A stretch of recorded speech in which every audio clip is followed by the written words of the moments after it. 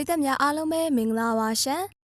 Top News Channel ကနေပြီးတော့ပြန်လည်ကြိုဆိုလိုက်ပါတယ်ဒီကနေ့ပရိသတ်တွေအတွက်တင်ဆက်ပေးဖို့ရွေးချယ်ထားတဲ့သတင်းကြောင်းရာတွေကတော့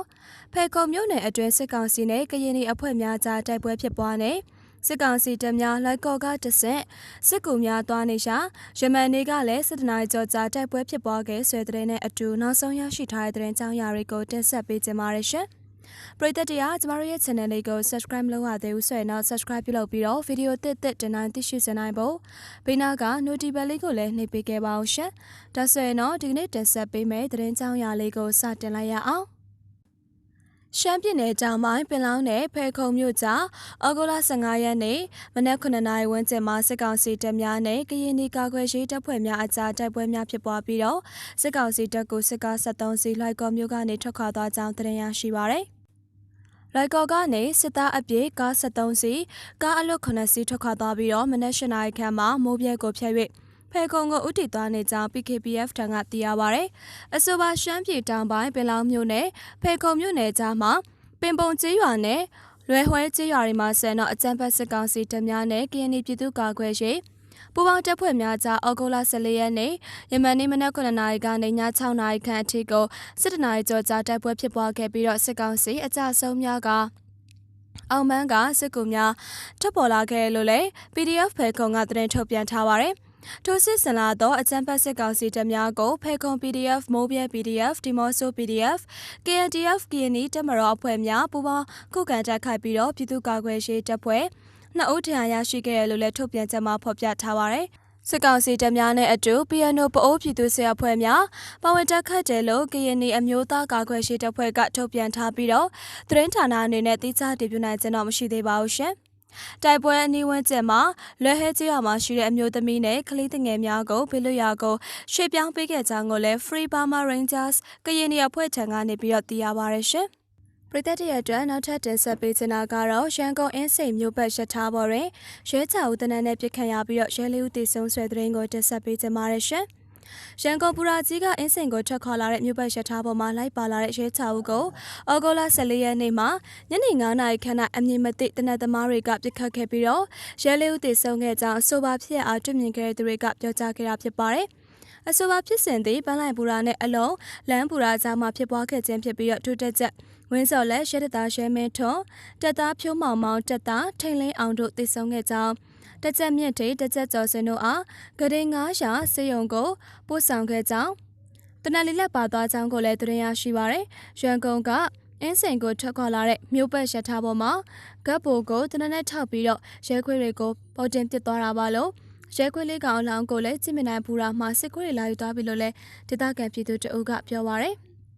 ်ပရိသတ်ရဲ့အတွက်နောက်ထပ်တင်ဆက်ပေးချင်တာကတော့လေတပ်စခန်းမှုကတော့ပြုတ်ပြီးတော့အရက်ဖက်ပြောင်းခံရဖို့တေချာနေတဲ့မကွေးလေတပ်စခန်းပောက်ကွဲမှုဆွဲတဲ့ရင်ကိုတင်ဆက်ပေးချင်ပါတယ်ရှင်။ဒီမိုရီကိုမရောက်လိုက်ဖက်စစ်တွေကအကြမ်းဖက်ဖြိုခွဲပြီးတော့ပြည်သူတွေကခံချကြပါရယ်။ဒါကိုမြေပြင်တပ်တွေနဲ့ထိုးစစ်ဆင်ရမှာကြရမှသည်မင်းတပ်အထီကိုမရောက်လိုက်တပ်တွေကအခြေအနေမကောင်းခဲ့ပါဘူး။ကချင်နဲ့ကရင်လိုအစင်လာသာရှိတဲ့နေရာမှာကတော့ရှုံးတာကမဆန်တော့ပ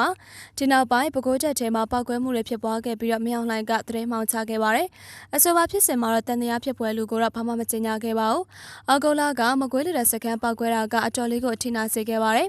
တရားတလောက်ကတော့အဲဟန်ကာတဲ့ကတရုတ်နိုင်ငံထုတ် F7 တစင်အနည်းဆုံးလုံးဝပျက်စီးခဲ့ပါတယ်အကြအနီးနာကလေရင်တချို့ကလည်းမိကိုဆက်တလုံးမျိုးပျက်စီးခဲ့ပါတယ်။စပေါက်တဲ့ချိန်မှာဆိုရင်လည်းအပြင်ကမိသက်ခေါ်မရခဲ့လို့ပျက်စီးမှုတွေများသွားခဲ့ပါတယ်။အဆိုပါကိစ္စမှာကတော့ဘသူကဘာလုပ်လဲဆိုတာကိုမသိခွဲပါဘူး။အပြင်လူကဘုံထောင်လာလားအခြေကလူကခွဲတာလားပဒနာတွေကများစွာတက်ခဲ့ပါတယ်။အချို့ကိစ္စကတိုးတိတ်မင်းရင်လို့ပိုပြတ်သွားတာကိုသူတို့မသိပါ။တေချာရာကတော့လေရင်ပြန်ဟာရှန်သူပြစ်ချလို့မပြတ်ဖဲနဲ့မြေပြင်ပေါ်မှာ KIA KNU ကြောင့်မပြတ်ဖဲ PDF လားဖျဲသီးကြောင့်လားမသိရလို့ခံရခန့်နေပါတယ်အထူးကပဒနာကကြက်တွင်းဖျဲသီးကြောင့်ဆိုရင်တော့နောက်ထပ်တက်ပြတ်ဖို့ရှိနေပါသေးတယ်ဒါကြောင့်မလို့ကာကွယ်ဦးစီးချုပ်လေးမမောင်ကျော်ကိုရိုင်းလာပြီးတော့မဟင်ကာကျွေတာပါလောလောဆယ်ခုံရုံးဖွဲ့စစ်ဆေးနေပါတယ်ဒေတာစကန်မှုကတော့ပြုတ်ပြီးတော့အရက်ဖက်ပြောင်းခံရဖို့တေချာနေပါတယ်ဘာထူးတလဲမိတဲ့သူတွေအတွက်ကိုတင်ပြလိုက်ရပါတယ်ဒီနေ့ကတော့မစသေးပါဘူးရှင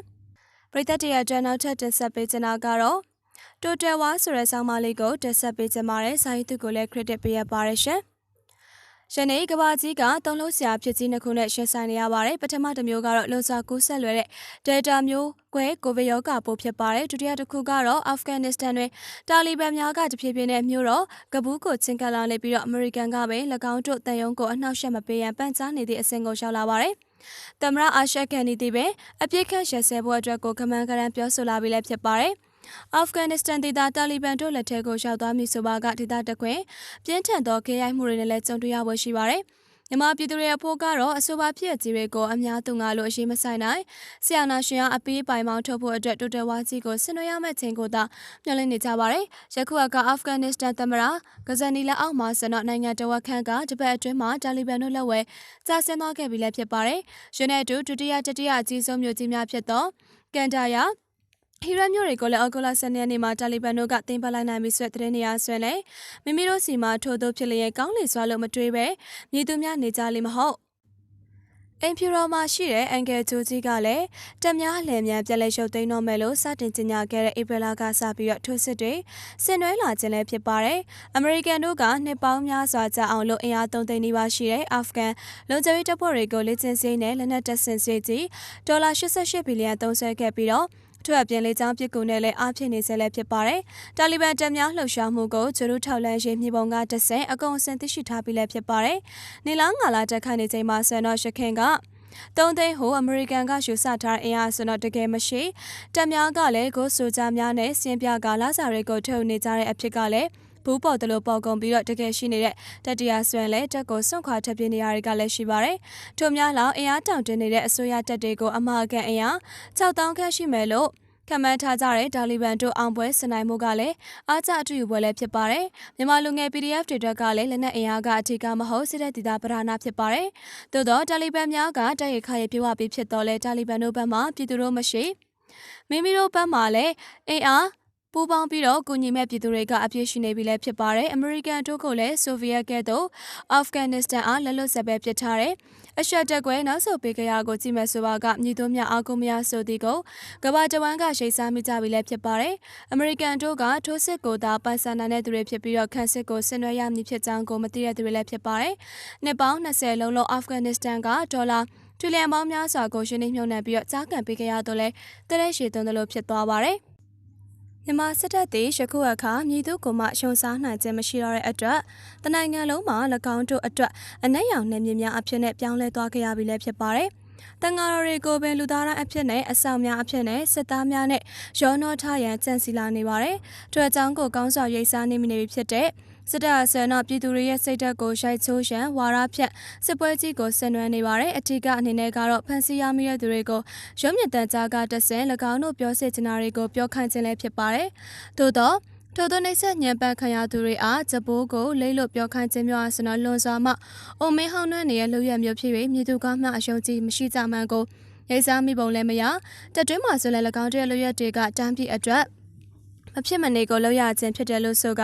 တရားမျှတမှုရှိလေဟန်ယာရုတက်ရှိကလွဲပြီးတော့ဘာတစ်ခုမှဗဟုသုတမရှိသောအရာတွေကိုဝါရဖြတ်နေတဲ့အပြင်လူများကိုဆွဲထုတ်ပြီးတော့ပြောဆိုခံရတဲ့အထီကိုဖြစ်လာခဲ့ပါတယ်။ယခုအခါမှာနိုင်ငံတကာတိမှတ်ပြုခံရရေးမှာအကြီးအကျယ်ထုံးနှက်ခံရတော့မယ်ကုလကိုယ်စားလှယ်ရွေးချယ်ရမယ့်ချိန်ကလည်းနှိကပ်လာပြီးလည်းဖြစ်ပါတယ်။အမျိုးသားညွှန်ရေးဆွေးကထုတ်ပြန်တဲ့အစီရင်ခံစာမှာလည်းဇွန်လ1ရက်နေ့ကနေဇူလိုင်31ရက်နေ့ကြားနိုင်ငံအနှံ့ပြည်သူစစ်ပွဲများနဲ့ထိတိုက်ပွဲပေါင်းအကြိမ်900ကျော်ဖြစ်ပွားခဲ့ပြီးတော့အာဏာသိမ်းစစ်တပ်ဘက်က1130သေဆုံးပြီး443ယောက်ဒဏ်ရာရရှိသွားကြောင်းပြထားပါတယ်။အချက်သား350အသက်ခံရပြီးတော့140တရားရှိရလို့လည်းပါရှိပါတယ်။နိုင်ငံအားပြည်တွင်းစစ်ကြီးဖြစ်အောင်လို့ဆွဲခေါ်သွားတဲ့အဓိကကြေခံတွေကတော့မယောင်လှိုင်နဲ့အပေါင်းပါရိသဖြစ်တဲ့စရာကိုရမြေတိုးများညှင်းဆိုရေးမရပဲမယောင်လှိုင်ဟာတကယ်တမ်းဖွဲ့စည်းပုံပါစစ်တပ်ရဲ့ဥစားမှုခန္ဓာကိုထိမ့်သိမ်းလို့ရေးဆိုပါကလည်းဖွဲ့စည်းပုံကိုပြင်ဆင်မှုအတွက်လူထုဆန္ဒခံယူပွဲမျိုးဖြင့်လှုပ်ရှားလာချိန်မှာလဲ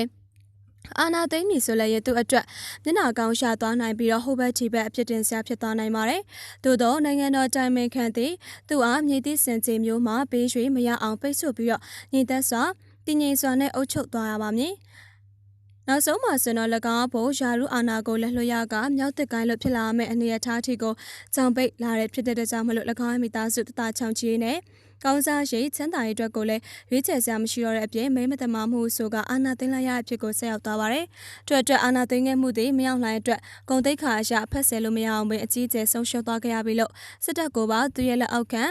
ကျေးစားတက်အဆင့်ကိုရအောင်တွန်းပို့သွားကြရလဲဖြစ်ပါတယ်။ကျေးစားတက်ဖွဲ့ဝင်တွေကဆိုရင်လည်းလက်နက်မဲ့ပြည်သူတွေပေါ်သားအလွယ်တကူအနိုင်ကျင့်ရတော့လဲတကယ်မြေပြင်မှာဆွဲတော့လက်နက်အင်အားလွှင့်အားနေကြနေတော့တိုင်းသားလက်နက်ကနေနဲ့ PDF တွေကိုအကြဆုံးများစွာနဲ့အရှုံးကြီးရှုံးလျက်ရှိတဲ့အဖြစ်ကြောင့်၎င်းတို့ဘက်တွင်တခုခုအကြီးအကျယ်မှားရနေပြီးတော့တည်ရင်းကိုတွန်းပို့ခံရတဲ့အဖြစ်ကိုရှိစားမိလာရလဲဖြစ်ပါရဲ့ရှင်။